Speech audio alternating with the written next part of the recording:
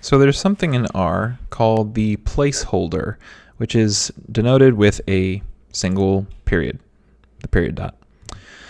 Now, the placeholder is really useful with the pipe, the Magrittr pipe character operator, because sometimes your functions, especially if they're from base R, do not have or will not follow the convention where the first argument is X, and where X is a data frame, or where X is just the first element that is received, or the first argument it receives, which means that it does not work well with the pipe. So one thing that I was already going to make this video because somebody asked me about it on a Reddit post, or suggested that I make a video on this in a Reddit post, and I immediately found a use for it this morning. I was trying to mess around with some linear models, just playing around with basic models, and the first thing I noticed is that the linear model function, LM, the first argument is actually the formula for the regression line instead of what data you're using.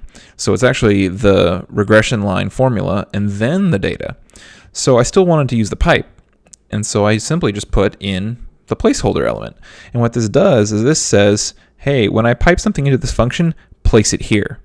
There's another package besides Magrittr that is called, funnily enough, naked pipe, which actually uses the period dot notation, and you could actually use their operator, which is %, period, period, %, and they have some others, but that one, it's basically a function name, and then you open up a pair of braces, and then everything inside of that, you can place your dot notation inside all of the nested functions, and it will pipe your output through these different functions.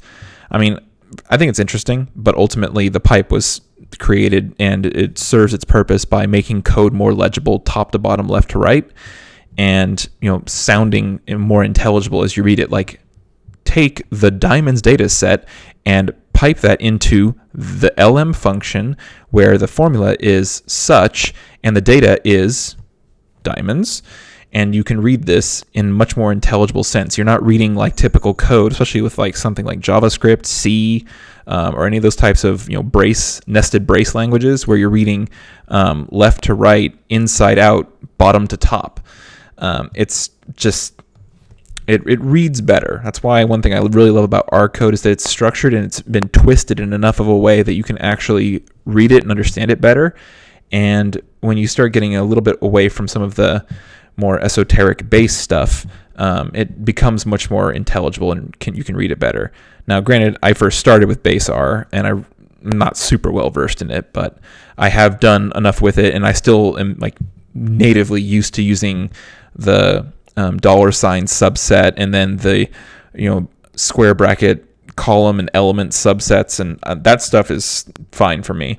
And I perfectly enjoy doing that. I don't feel like the need to only use tidyverse-based stuff.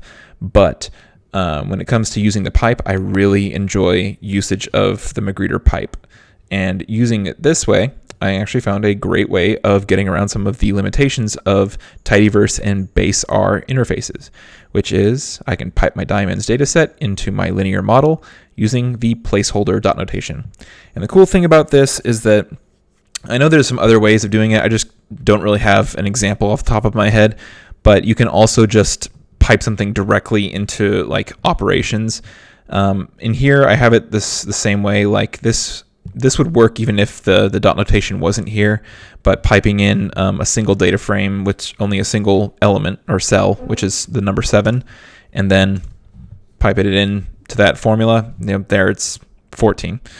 But I know that there's like ways of using the placeholder dot notation to actually say, take whatever's in here and then send it to this single operator. I don't think this is going to work here, but if I pipe that into dot plus 7, yeah, could not find function. I don't know why that doesn't work, but in any case, or maybe this will work. No, anyways. But dot notation, really useful for getting around some of the limitations of base R interfacing with tidyverse. Both are powerful, both are great, and I think that it's important to find what's useful in both and use it. So enjoy.